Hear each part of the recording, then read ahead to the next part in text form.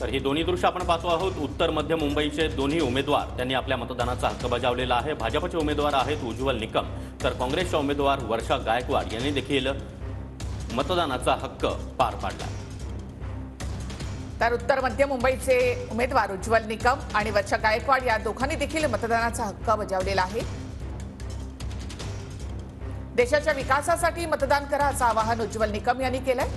तर ठाण्यामध्ये नरेश मस्के पाचपाखाडी या ठिकाणी त्यांनी नौपाडा या ठिकाणी आपला मतदानाचा हक्क त्यांनी बजावलेला आहे। ही थेट दृश्य आपण या ठिकाणी पाहतोय। नौपाडा याच मतदान केंद्रावर ईव्हीएम मशीन बंद पडलेलं होतं। ठाण्याच्या कोपरीमध्ये नरेश मस्के यांचं मतदान होतंय।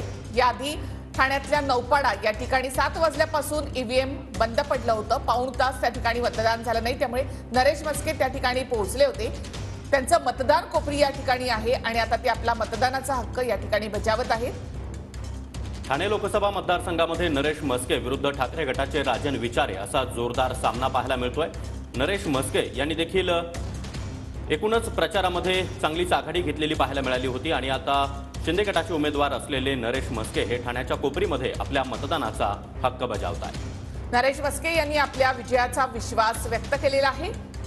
सकाळच्या वेळेलाच नागरिकांचा कल मतदान करण्याकडे आहे असंही त्यांनी म्हटलंय। इथे मतदान केल्यानंतर इतर बूथवर देखील ते जाणार आहेत। मतदारांचा उत्साह वाढावा यासाठी प्रत्येक बूथला भेट देणार असं नरेश मस्के यांनी म्हटलंय। ठाण्याचे माजी महापौर राहिलेले नरेश मस्के यांना शिंदे गटाकडून लोकसभेच्या रिंगणात उतरवण्यात आलं।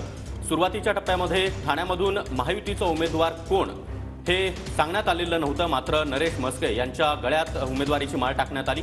त्यानंतर मात्र नरेश मस्के यांनी आपल्या महापौर पदाच्या कारकिर्दीमधील संपूर्ण संपर्क यंत्रणा कामाला लावली।